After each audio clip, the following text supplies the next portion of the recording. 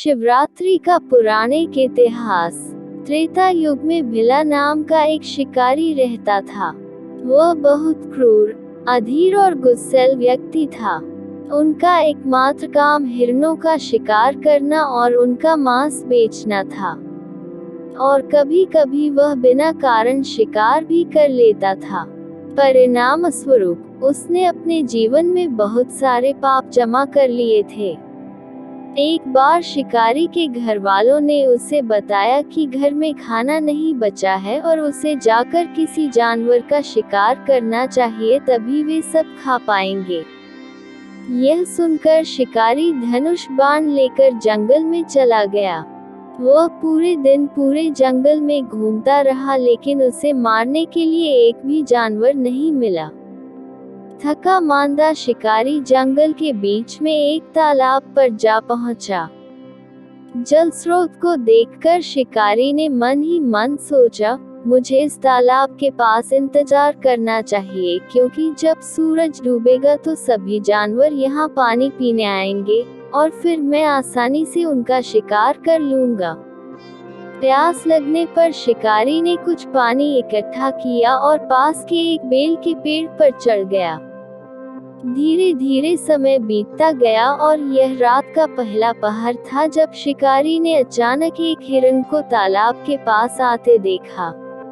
जैसे ही शिकारी ने निशाना लगाना शुरू किया, उसका शरीर कांपने लगा और कुछ बेल के पत्ते और उसकी बोरी से कुछ पानी पेड़ के ठीक नीचे एक शिवलिंग पर गिर गया।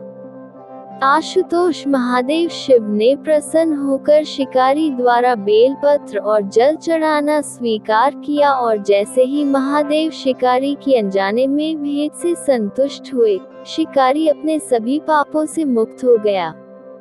मृग ने पेड़ को हिलते हुए देखा और शिकारी को निशाना बनाते हुए देखा और सोचा, आज इस शिकारी के हाथों मेरी मृत्यु निश्चित है। इससे पहले कि शिकारी तीर छोड़ पाता, हिरण ने मानवीय स्वर में जोर से चिल्लाया, हे शिकारी, तुम मुझे क्यों मारने जा रहे हो? हिरण की बात सुनकर शिकारी एकदम चकित रह गया। शिकारी ने उत्तर दिया, मेरा परिवार घर पर भूख से मर रहा है। मैं तुम्हें मार डालूंगा और फिर मेरा परिवार तुम्हारे मांस से अपनी भूख मिटा सकता है। शिकारी की बात सुनकर मृग अति प्रसन्न हुआ और बोला, यह तो बड़े सम्मान की बात है कि मेरा मांस कुछ मनुष्यों के काम आएगा। मैं और अधिक खुश नहीं हो सकता। लेकिन ओह शिकारी, कृपया मुझे कुछ समय दें। मैं थोड़ा पानी पीऊंगा, अपने परिवार से मिलने वापस जाऊंगा और फिर आपके पास वापस आऊंगा। मेरे घर पर मेरे पति, बहन और 2 बच्चे हैं। मुझे उन्हें एक बार देखने की जरूरत है और फिर मैं तुम्हारे पास वापस आऊंगा, जिसके बाद मुझे मार डालो और अपने परिवार को खिलाओ। शिकारी जोर से हंसा और बोला, अगर मैंने तुम्हें जाने दिया तो तुम यहाँ फिर कभी वापस नहीं आओगे। मृग ने सख्ती से उत्तर दिया, पहाड़, नदियाँ, देवता सत्य के अवतार हैं और लगातार अपने कर्तव्यों का पालन करते हैं। मैं भी ऐसा करूंगा। यदि मैं नहीं करता तो मुझ पर एक महान पाप का भार पड़ेगा। एक पत्नी द्वारा किए गए पाप के बराबर जब वह अपने पति की अवज्ञा करती है। एक व्यक्ति द्वारा किए गए पाप के बराबर जब वह कृतघ्न हो जाती है, जब वह महान की पूजा नहीं करती है और जब वह दूसरों को नुकसान पहुंचाते हैं, तब मैं इन सब पापों के बोझ तले दब जाऊंगा। हिरण की बातें सुनकर शिकारी को विश्वास हो गया कि हिरण वचन के अनुसार उसके पास वापस आएगा। शिकारी ने तब हिरण से कहा, ठीक है, तुम अपने परिवार से मिलने जा सकते हो, लेकिन तुम्हें मेरे पास वापस आना होगा।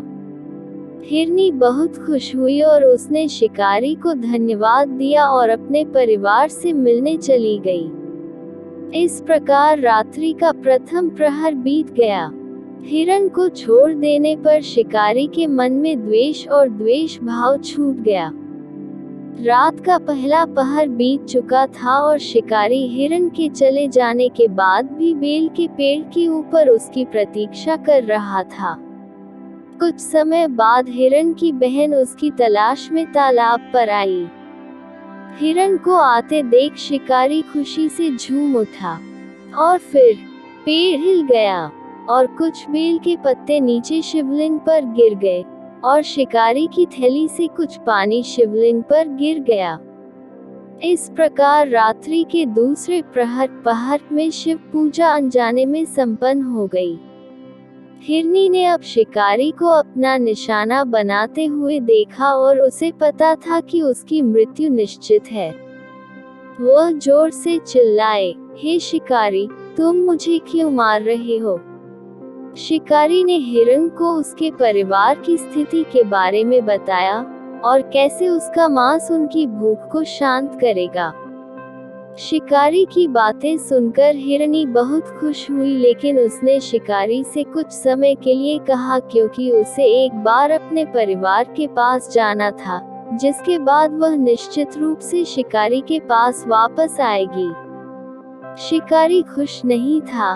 अगर मैंने तुम्हें जाने दिया तो तुम वापस नहीं आओगे। एक और हिरनी भी यही बात कहकर चली गई और वह फिर लौटकर न आई। नहीं, मैं तुम्हें जाने नहीं दूंगा। हिरन ने तब कहा, मुझ पर विश्वास करो हे शिकारी, मैं तुम्हारे पास वापस आऊंगा। मैं इसकी कसम खाता हूँ। यदि मैं वापस न आऊं तो उस पति के पाप के बराबर पाप का भार उठाऊंगी जो अपनी समर्पित पत्नी को छोड़ देता है और पराई स्त्री के प्रति आसक्त हो जाता है। जो विष्णु भक्त होते हुए भगवान शिव की बात करता है उसका पाप, और उस व्यक्ति द्वारा किया गया पाप जो माता पिता को स्मारक सेवाएं प्रदान नहीं करता है। हे शिकारी, अगर मैं अपनी बात नहीं रखूंगा तो मुझे इन सभी पापों का बोझ उठाना पड़ेगा।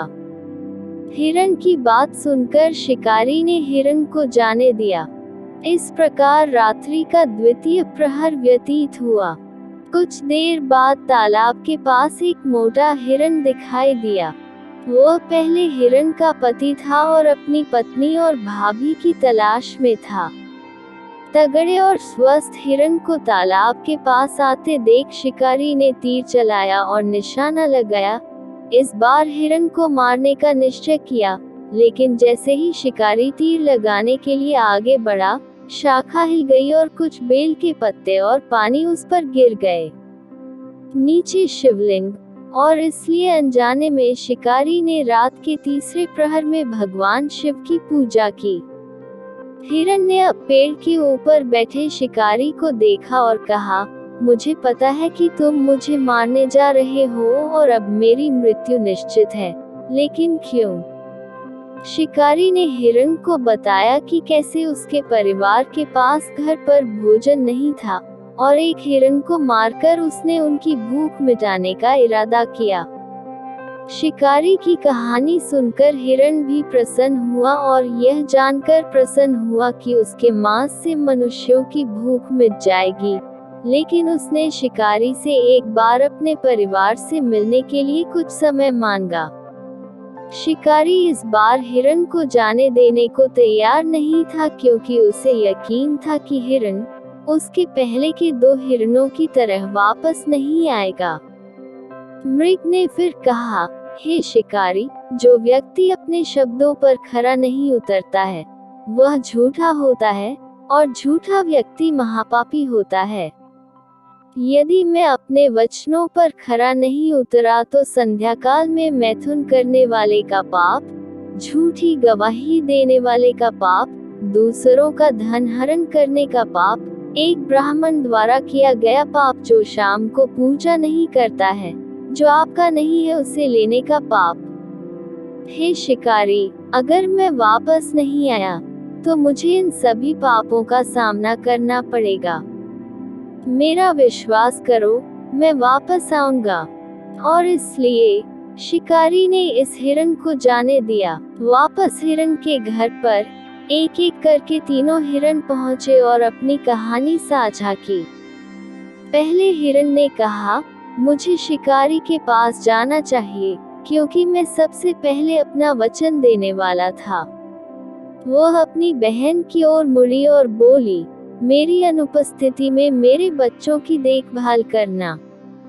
उसकी बहन ने कहा, मैं तुम्हारे बच्चों की देखभाल कर लूंगी, लेकिन मुझे बच्चों की देखभाल करने का कोई अनुभव नहीं है। इसलिए तुम अपने बच्चों के लिए रुको और इसके बजाय मैं शिकारी के पास वापस जाऊंगा। तीसरा हिरण, जो परिवार का मुखिया था, फिर बोला, सुनो, मुझे बच्चों की देखभाल करने का कोई अनुभव नहीं है, और बच्चे अपनी माँ के बिना नहीं रह सकते। इसलिए मुझे जाने वाला होना चाहिए।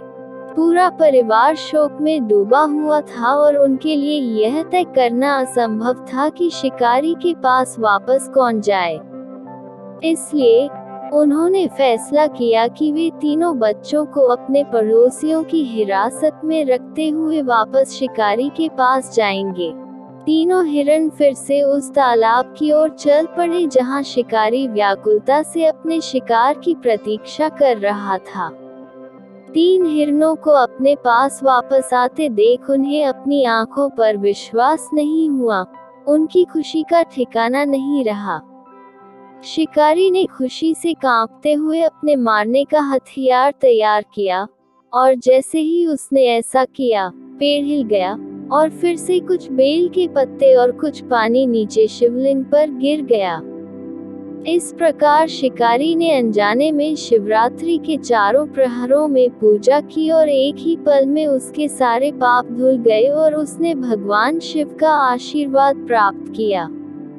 अब जैसे ही उसने तीन हिरणों को तालाब की ओर आते देखा तो उसका मन पश्चाताप से भर गया। उसने अपने मन में सोचा, मैंने जीवन भर ऐसे जघन्य पाप किए हैं, और दूसरी ओर ये साधारण जानवर करुणा, आत्म बलिदान और दया से भरे हुए हैं। जीवन भर मैंने किसी और की परवाह किए बिना केवल अपने बारे में ही सोचा है। मुझ पर शर्म की बात है। मैं अब जानवरों को नहीं मारूंगा। शिकारी ने तीनों हिरणों को अपने घर वापस जाने के लिए कहा और अपने पापों के लिए पश्चाताप करने लगा। उस समय शिकारी के मन में द्वेष भाव नहीं था। अचानक भगवान शिव शिवलिंग से निकले और उनके सामने प्रकट हुए। भगवान शिव ने शिकारी से कहा, मैं तुम्हारी पूजा से प्रसन्न हूँ। तुमने रात्रि के 4 प्रहर में जागकर जल और बेलपत्र से मेरी पूजा की है। मैं तुम्हारे प्रसाद से प्रसन्न हूँ, और तुम जो भी वरदान चाहोगे, मैं तुम्हें प्रदान करूँगा। शिकारी ने कहा, हे भगवान, आपके दर्शन पाकर, आपको अपने सामने खड़े देखकर मेरी सारी मनोकामनाएं पूर्ण हो गई हैं। मेरे पास मांगने के लिए और कुछ नहीं है। शिकारी की बातें सुनकर भगवान शिव मुस्कुराए और बोले, बिल्ला, अब तुम द्वेष और मन के सभी नीच गुणों से मुक्त हो गए हो। आप एक दिव्य स्थिति के पार हो गए हैं। अब आप एक शुद्ध और प्रबुद्ध इंसान हैं। आपको मेरा पूरा आशीर्वाद है। अब से तुम गुहा के नाम से जाने जाओगे। आप राज्य के स्वामी होंगे, और आने वाली पीढ़ियों के लिए आपका परिवार समृद्ध होगा। एक दिन दशरथ के पुत्र भगवान राम आपके पास आएंगे। अत्यधिक भक्ति के साथ उनकी पूजा करें, और आपको अवर्णनीय आशीर्वाद प्राप्त होंगे। यह भगवान राम के मित्र गुहा की कहानी है। गुहा अपने वनवास के दौरान भगवान राम के पास रहे, और राम उन्हें मेरे प्रिय मित्र के रूप में संबोधित करते थे। तीनों हिरणों ने वहां भगवान शिव के दर्शन प्राप्त किए, और वे अपने नश्वर भौतिक शरीर को छोड़कर स्वर्ग चले गए। भगवान शिव तब अर्बुदजल के लिए रवाना हुए, जहां उन्होंने व्याधेश्वर महादेव के रूप में निवास किया।